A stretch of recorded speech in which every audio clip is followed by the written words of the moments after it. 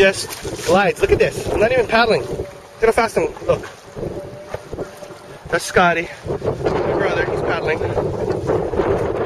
I'm not even paddling. I'm not even paddling. Let me get back a little bit.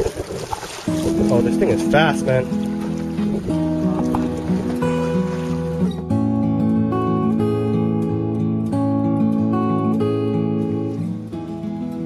Okay, let's look at the Starboard K-15. I've been waiting months for this thing to come in, and this board right here in front of me is the first production Starboard K-15 in the world. It almost looks like a boat type nose, huh?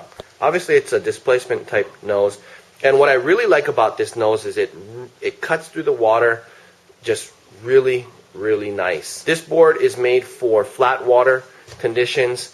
It can catch smaller, slower moving ocean swell or waves, waves on a river or lake or so on.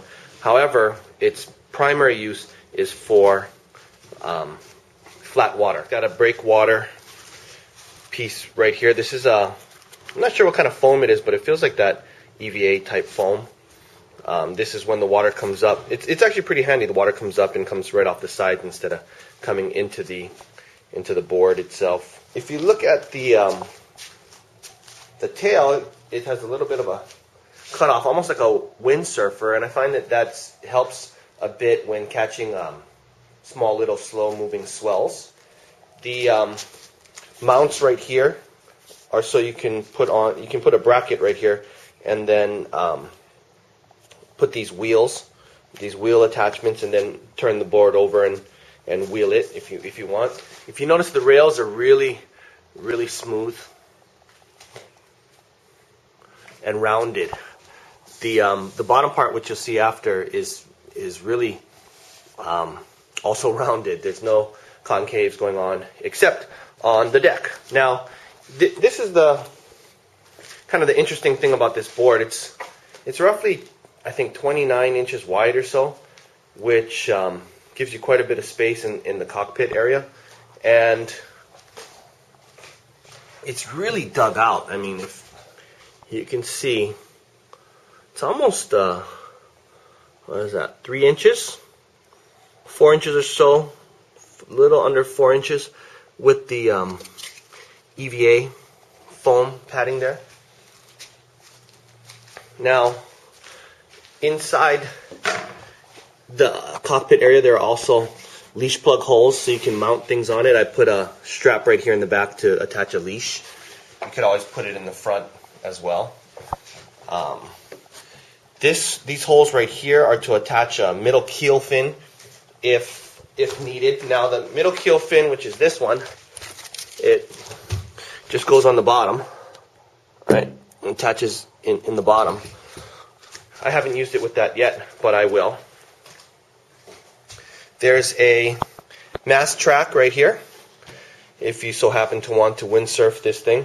Now, I thought a really cool idea would be to use this and mount here, and then I can mount a chair or so, mount some gear in the back, put my son in the front, and have a nice little outing type of boat. You can go out and play around.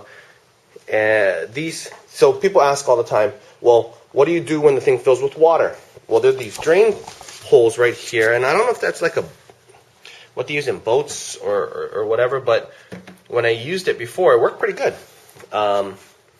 These drain holes, as you're moving, allow the water to come out the bottom, and then there's some rubber insert pieces on the bottom that keep the water from coming back in.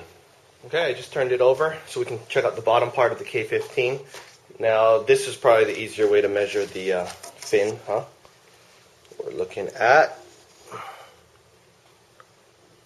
10.5 inch fin. And this thing glides forever in flat water conditions. It's missing the rubber pieces that cover these holes. I have to put those on. When they shipped it over, it was like straight out of the factory, literally hot off the press. And Margareta Engstrom, who was so kind, was able to get this board, a 15-foot board, onto the plane. Now, I don't know how she did it, but she has magical powers of persuasion, and good looks probably help. So, this is what the board looks like from the bottom. As you can see, it's real nice and everything is smoothed out. It's really soft, rounded rails, almost like a boat type hull when you look at the bottom part, huh? And then as we go down here, see, K-15, 15 foot by 30, designed by Sven Rasmussen and Jim Drake, the inventor of the windsurfer. This piece goes right here, if you want. So, if you want, that keel piece can go in the middle and adds a bunch of stability. Has 2 screws right here that go under here. And that's what happens on that piece. But anyways, I used this board once so far in conditions that I probably shouldn't have.